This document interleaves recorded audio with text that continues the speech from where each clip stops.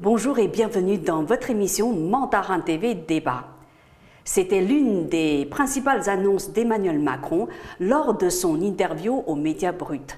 Le 4 décembre, lancer la plateforme anti-discrimination à la mi-février.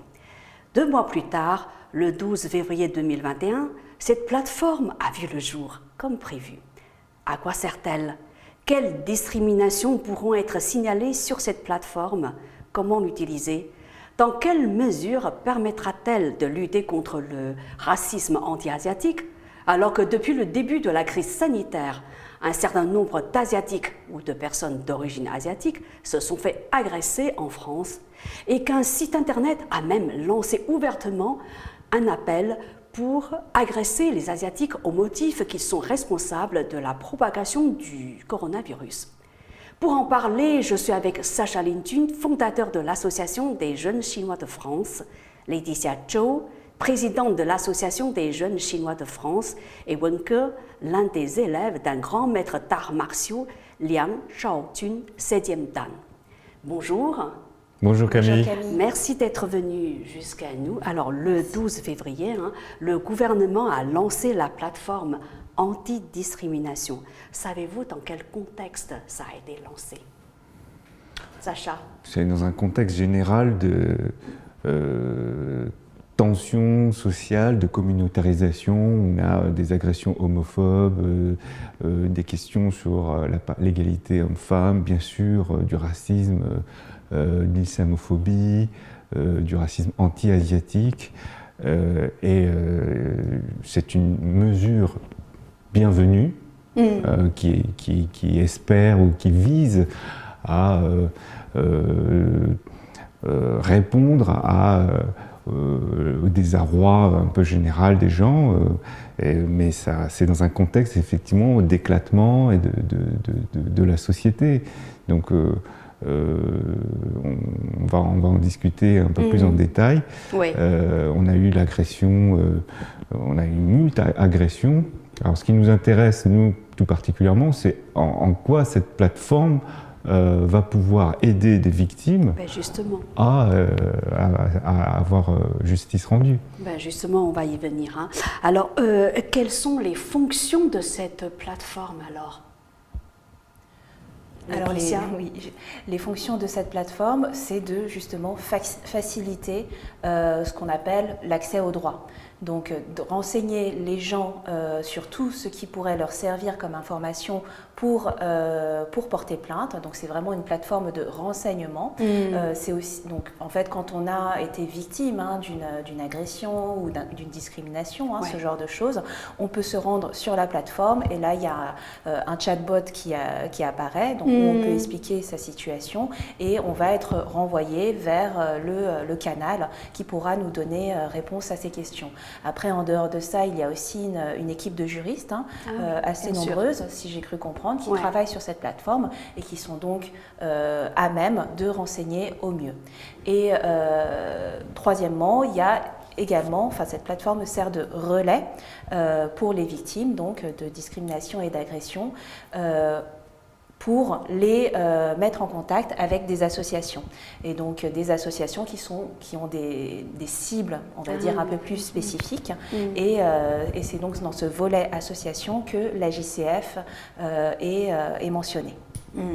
Alors, quelles sont les discriminations qu'on peut, on va dire, contre lesquelles on peut porter plainte sur cette plateforme, qu'on peut signaler sur cette plateforme?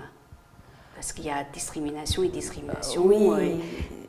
C'est large en fait. C'est large, voilà. C'est une plateforme nationale, c'est une plateforme à caractère général qui vise absolument tout le monde et toute forme de discrimination. Donc ça peut être des discriminations au travail, ça peut être des discriminations à l'emploi aussi, quand on cherche un travail. C'est ça.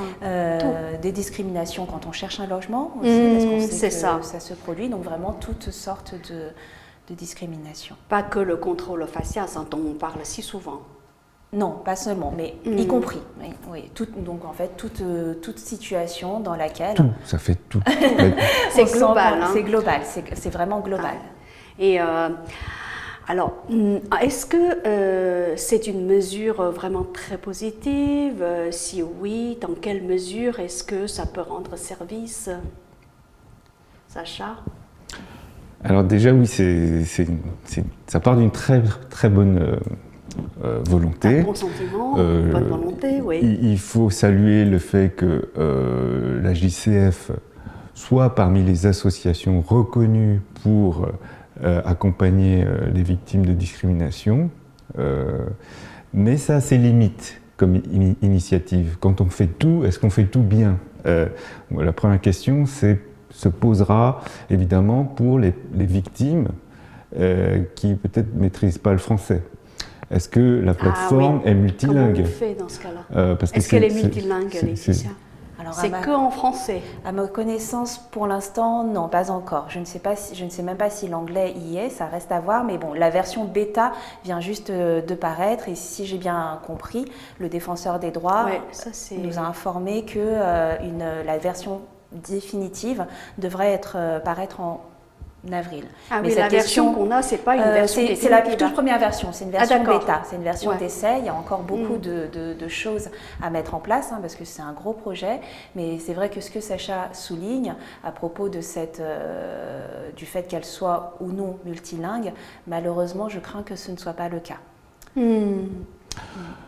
Oui, il y a d'autres remarques qu'on peut faire sur une telle initiative aussi. Est-ce qu'un site internet va aider à lutter contre le racisme? Le site va, au chevet des victimes, mais ce n'est pas du tout une solution contre le racisme. C'est plutôt pour aider les gens à signaler. Pour faciliter, alors c'est un moyen supplémentaire et aussi une communication politique. Dans un contexte où il y a la mise en place très contestée d'une loi sécurité globale qui protège de la vie de beaucoup trop les policiers par rapport à la population, après un épisode gilet jaune catastrophique. Il y a aussi, faut voir aussi l'aspect communication de cette plateforme. Alors, ça n'est qu'un site internet avec ses limites, qui va se focaliser sur un aspect, sur les conséquences. Et à ce moment-là, c'est déjà trop tard, je dirais. Donc, ça ne permet pas de prévenir, ça permet juste de, on va dire, de savoir comment on fait quand on est victime de discrimination, en fait. C'est en aval. C'est en aval. Oui. Mais à votre avis, Sacha, quelles sont les améliorations qu'on pourrait apporter à cette plateforme pour qu'elle soit plus efficace et surtout pour qu'elle réponde au mieux aux attentes des gens susceptibles d'être on va dire, victimes des discriminations? Comme je l'ai dit, accompagner les victimes ne va rien arranger. C'est déjà trop tard. Ce qu'il faut, c'est aussi essayer de prévenir. Donc, bien sûr, les associations comme la JCF vont interagir, émettre des remarques pour améliorer au mieux la plateforme qui est en soi quelque chose de positif. Ensuite, on verra bien. Mais ce sera un travail de va-et-vient. On verra si cette initiative est vraiment motivée ou est-ce que c'est une opération de com. On le verra. On verra. On verra sur le moyen et le long terme. La JCF est présente. Voilà, c'est ce qui compte. On n'a pas les réponses. Je rappelle que la JCF, c'est le sigle qui correspond à l'Association des jeunes chinois de France. Laetitia, vous qui en êtes la présidente, vous pouvez en parler en quelques mots? La JCF, présenter un peu, et puis votre plateforme. D'accord, alors juste en quelques mots, l'Association des jeunes chinois de France, comme son nom l'indique, c'est une association qui se veut être l'une des représentantes de la communauté d'origine chinoise en France. Donc au niveau de nos membres, c'est vrai qu'on a une majorité de personnes comme moi, hein, de Français d'origine chinoise, voilà. deuxième Vous êtes génération, né en France, comme on dit, ouais. voilà, des Chinois de deuxième génération. De deuxième génération, c'est ça. Et donc notre but, hein, c'est de mettre en valeur notre profil qui est proprement biculturel, hein, parce qu'on a été élevés comme des Chinois à la maison avec nos parents et tout ce que ça implique au niveau de l'éducation et tout ça, des valeurs, de la culture. Mais de l'autre côté, on a été à l'école française comme n'importe qui d'autre ici. Et donc, on a on travaille sur énormément de volets, mais l'un de nos volets, qui fait beaucoup parler, hein, c'est ce qu'on appelle le pôle défense des droits. Donc le pôle défense des droits qui a pour mission d'accompagner les victimes de discrimination, de haine et ce genre de choses. Donc on a ça qui permet de travailler en aval, effectivement, parce que malheureusement c'est déjà trop tard, hein. Il y a une victime. Et de l'autre côté, on a aussi un aspect prévention, c'est-à-dire qu'on travaille beaucoup en faisant notamment des interventions scolaires. On fait de la prévention, en fait, de la prévention pour lutter contre les discriminations. Comment prévenir concrètement alors ? Prévenir concrètement, c'est une grande question. Bon.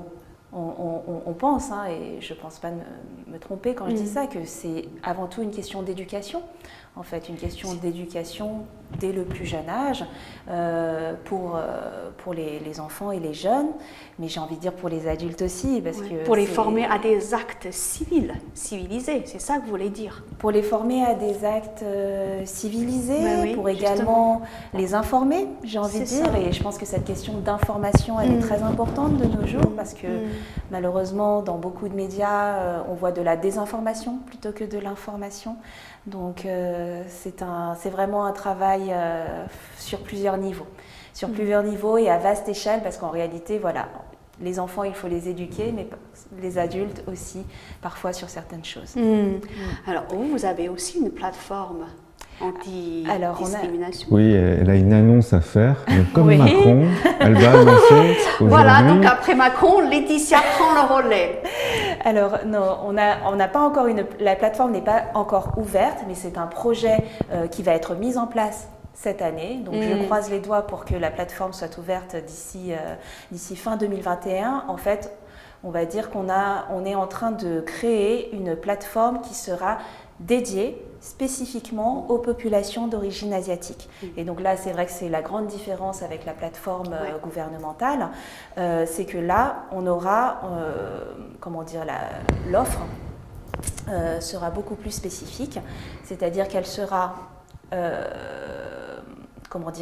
elle sera traduite en plusieurs langues. Voilà. Donc le site internet, les pages du site internet seront traduites en plusieurs langues, dans les principales langues d'Asie, on espère, chinois, vietnamien, cambodgien, plusieurs langues. Exactement. Et puis les personnes, là, les victimes, peuvent aussi signaler leur agression dans leur langue. Dans leur langue, exactement. C'est ça l'une des spécificités. Exactement, parce qu'on sait bien que parfois, il arrive que les victimes ne maîtrisent pas assez le français, et ne serait-ce que pour le dépôt de plainte au commissariat, c'est déjà une étape très difficile à passer. C'est ça. Parce que les policiers, évidemment, ne parlent pas de langue asiatique la plupart du temps, et ces victimes doivent se faire accompagner par un francophone. En effet. Donc cette plateforme, vraiment, elle a ce premier objectif d'offrir des services adaptés. Et donc tout ce qui sera, on va aussi mettre à disposition des victimes des fiches, donc, où on expliquera étape par étape tout ce qu'il faut faire, porter plainte, comment bien porter plainte, ça c'est très important aussi, tout signaler, s'il y a eu des propos racistes, il faut le dire, c'est important parce que ça sera pris en compte le jour du procès. On aura également, on va expliquer pourquoi est-ce qu'il faut aller se rendre à l'unité médico-judiciaire pour faire une visite médicale. On va aussi expliquer qu'on peut se faire accompagner psychologiquement, et donc tout cela sera complété d'un grand annuaire où on référencera toutes sortes de spécialistes, des avocats, des médecins, des traducteurs, des psychologues qui auront tous pour point commun de maîtriser au moins une langue asiatique et qui pourront donc aider au mieux les victimes. Laetitia, vous parliez tout à l'heure de la formation à des actes courtois, civilisés, pour les enfants, mais aussi pour les adultes. Et c'est quoi exactement pour les adultes, par exemple? Alors pour les adultes, c'est beaucoup de choses également. Je pense qu'en France, il y a un concept dont on parle depuis pas mal d'années, c'est le vivre ensemble. Mais concrètement, comment est-ce qu'on construit ce vivre ensemble? Ce vivre ensemble, il passe par une acceptation, une connaissance de l'autre, parce que la France est un pays où beaucoup de communautés se rencontrent. Multiracial. Exactement, pluriethnique, multiracial. Mais justement, je pense que très souvent, on manque de moyens concrets pour favoriser ce dialogue entre les peuples. Et pour moi, l'un des vraiment, ceux qui ont sans doute un grand rôle à jouer sur ce point-là, ce sont les médias. Et j'ai l'impression que bien souvent, les médias ne font pas leur travail justement d'information. Alors, qu'est-ce que vous en pensez? Alors effectivement, il y a un endoctrinement, si je puis permettre le terme, plus globalement dans les médias en Occident, par le biais des fake news, de la part du président Trump par exemple, mais aussi de l'ancien secrétaire d'État américain Pompeo. Très anti-chinois, lui. Alors, tous les deux le sont, tous je les deux, pense, oui. et il n'y a pas que. Alors, les médias, en effet, ne font pas, selon moi, assez de travail d'investigation, de vérification des informations qui viennent de ces individus-là.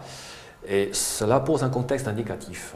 Et l'ignorance, l'agressivité et la haine naissent souvent de l'ignorance. Et je pense que c'est important pour que les gens apprennent un peu plus sur la réalité objective. Vous voulez dire par là que, très concrètement, la population asiatique en France, elle est victime de l'ignorance, on va dire des actes racistes dus à l'ignorance. C'est ça que vous voulez dire? C'est tout à fait ça. La culture chinoise dans sa globalité n'est pas assez bien connue en Occident, à part les mangas qui viennent du Japon, et aussi quelques plats très célèbres en France, ça tout le monde le connaît, mais qui ne sont pas vraiment très chinois. Et je pense que là-dessus, il y a un vrai travail à faire. C'est un travail de fond qui est très compliqué, très long, mais néanmoins essentiel. Ouais. Alors, c'est quoi ce travail de fond à votre avis?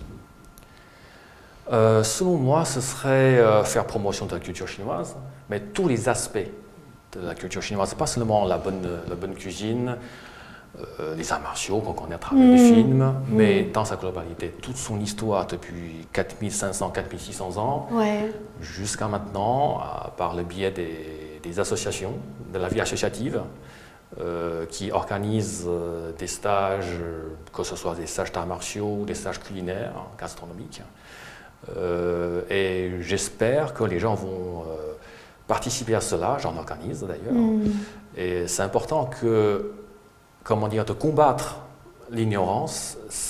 Je pense que ça permet d'enlever le terreau qui est favorable à la haine. En quoi est-ce qu'une meilleure connaissance de la culture chinoise peut favoriser la lutte contre le racisme anti-chinois? Pourquoi c'est important de connaître cette culture? Eh bien, cette culture, si on regarde dans le passé, si on déploie toute l'histoire de Chine depuis 4500, 4600 ans, on s'aperçoit que ce fut une grande puissance, en effet, mais qui a toujours été régionale. Elle n'a pratiquement jamais été une hégémonie mondiale. Et je pense que cela permet aux gens d'avoir une vision objective sur les choses. Et c'est un pays qui a été en effet beaucoup envahi par soit les voisins, soit les gens qui viennent de très loin, d'Europe par exemple. Mais je ne pense pas avoir le souvenir, je n'ai pas le souvenir que la Chine aurait fait l'inverse, c'est-à-dire aurait envoyé une grande armée et envahir un pays très loin. Et ça permet de remettre les choses dans le contexte. C'est ça le plus important. C'est lorsqu'on a une information, il faut la mettre dans son contexte. Si on sort du contexte, cette information est biaisée. La culture chinoise, sur le plan militaire, c'est beaucoup plus une culture de la défense en fait. Si par exemple la Chine envoie son armée, c'est pour se défendre. Je prends l'exemple de la guerre de Corée. C'était pour se défendre essentiellement en fait, et pas pour attaquer. C'est tout à fait ça. Alors, on peut remonter encore plus loin. L'armée chinoise, l'armée impériale chinoise est allée dans la péninsule coréenne, pas qu'une seule fois. Plusieurs fois, il y est allé pour défendre contre les envahisseurs japonais, il y a des siècles. Si on remonte encore plus loin, aux alentours de 10-20 ans avant Jésus-Christ, donc il y a 2200 ans, l'armée impériale de la dynastie de Han est allée jusqu'à la région de Xinjiang, là où, en effet, il y avait des tribus qui se sont formées, qui étaient ambitieux, qui voulaient s'attaquer à l'Empire chinois. Et en ce moment-là, il y a eu des accords entre l'Empire chinois et ces tribus afin de prendre la région sous le contrôle de l'Empire chinois. Alors maintenant, on va revenir à l'actualité. On a remarqué que depuis le début de la crise sanitaire en France, eh bien, des personnes asiatiques se sont fait agresser. Et ces actes d'agression et de discrimination se sont multipliés. Est-ce que vous pouvez rappeler quelques exemples très concrets ? Alors les exemples sont très nombreux et on a parlé justement les plus représentatifs. Ouais. Oui, parce qu'il y a une corrélation directe entre l'image très négative qui est renvoyée de la Chine par les médias et la manifestation exacerbée d'un racisme anti-asiatique qui existait déjà auparavant, vous le savez très bien, mais qui désormais en fait se trouve légitimé par le fait que tout ça c'est de la faute de la Chine, des Chinois, etc. Donc tout ce qui ressemble à un Chinois de près ou de loin va être une victime potentielle. Alors pour donner quelques exemples concrets, on a eu au tout début de la crise, donc en janvier-février 2020, il y a un an maintenant, des actes discriminatoires donc à l'encontre de personnes d'origine asiatique, donc dans les transports, dans les supermarchés, des gens qui se faisaient insulter, sale chinois, retourne chez toi avec ton virus, des enfants qui se faisaient harceler à l'école. Et des restaurants. Des restaurants tagués, exactement. Des enfants harcelés à l'école, dont les camarades leur disaient ne viens pas parce que tu vas ramener le virus. Je pense aussi à une jeune fille, une jeune lycéenne d'origine vietnamienne, si je ne me trompe pas, qui s'est faite agresser, gifler et frapper à la sortie du lycée. Et c'était pas à Paris, donc les problèmes sont vraiment à l'échelle de la France. Et là, tout récemment, beaucoup plus récemment, avec l'annonce du second confinement, le 28 octobre dernier, on a eu le soir même un déferlement d'appels à la haine, d'appels à la violence à l'encontre des Chinois. Donc c'était des... je ne me rappelle plus des mots, mais des qui appellent à agresser les Chinois. Voilà, c'est exactement, incroyable. Des appels, agresser chaque Chinois que vous croisez dans la rue. C'est ça, en Île-de-France, je me souviens. Et partout. Alors nous, on avait immédiatement, le soir même, dénoncé ces appels à la violence qui sont terribles, en fait, qui sont inacceptables. Et on est rassuré là depuis quelques jours par le fait qu'on sait que 9 personnes ont été interpellées. Donc pas tous, pas tous les auteurs de ces tweets et les retweeters, comme on dit, mais 9 personnes ont été interpellées et vont être jugées en mars prochain. Donc là, pour le coup, c'est vrai que c'est une première. Donc on espère, bien sûr, que ça va servir d'exemple. Ouais. En fait, ironie de l'histoire, vous connaissez cette actualité, l'équipe de l'OMS en charge d'enquêter sur l'origine du virus est allée à Wuhan. Et en fait, leur conclusion, c'est que les laboratoires de Wuhan sont tellement bien équipés qu'ils ont vraiment du mal à imaginer qu'un quelconque virus puisse s'en échapper. Oui. Effectivement, et on en a beaucoup parlé Donc depuis le début. beaucoup d'Asiatiques se sont fait agresser pour rien en fait. Alors pour rien, et j'ai envie de dire quand bien même, ça ne justifie absolument ça ne justifie rien, pas, ne peut justifier voilà. la haine et la violence. Tout comme le variant anglais, on va dire allez, on va attaquer les Anglais ou les Sud-Africains, voilà. C'est absurde tout simplement. Donc on se rend bien compte qu'en fait le problème n'est pas là et que ça sert véritablement de prétexte, parce qu'il y a désormais une atmosphère dans la comment dire, on est dans un contexte mondial qui ressemble à une sorte de guerre froide, en fait, hein, on n'emploie pas ces termes, mais c'est la réalité, avec d'un côté les États-Unis, puissance depuis désormais première puissance au monde depuis plus de 70 ans, et la Chine qui a eu un développement fulgurant depuis 40 ans, et qui est désormais le nouvel ennemi à abattre pour pouvoir rester seul au sommet. Donc on a cette réalité-là, et voilà pourquoi est-ce qu'il faut, je reprends le terme d'endoctrinement, endoctriner l'esprit des gens pour qu'ils en deviennent naturellement disposés à ne pas aimer la Chine. Et ça inclut énormément de choses, notamment le fait de cacher des informations. J'ai envie de dire de cacher ou de manipuler, déformer des informations telles que ce que vous disiez par rapport à l'OMS. Ouais, tout ça, ça va faire l'objet d'une autre discussion. Hein. Il y a beaucoup de choses à dire. Sous un angle géopolitique, diplomatique et politique. Alors, pour conclure notre discussion d'aujourd'hui, à votre avis, dans quelle mesure la plateforme anti-discrimination peut être complémentaire par rapport aux actions que vous menez au sein de votre association ? Alors, la plateforme va être complémentaire à nos actions dans la mesure où elle va permettre de nous faire connaître auprès d'un plus large public, parce qu'on est très actif sur les réseaux sociaux, beaucoup de gens nous suivent, etc. Mais il y a sans doute beaucoup de personnes qui ne nous connaissent pas. Donc cette plateforme, c'est un autre outil de communication. En dehors de ça, on tisse depuis plusieurs années des liens avec les institutions, les pouvoirs publics, que ce soit donc le Défenseur des droits, la DILCRA, le ministère de l'Éducation. Et pour nous, c'est un tremplin supplémentaire. Un tremplin supplémentaire pour faire davantage connaître tous les problèmes en fait, en rapport que rencontrent les populations d'origine asiatique en France. Merci beaucoup d'avoir répondu à nos questions. Merci. Merci beaucoup. À bientôt, merci.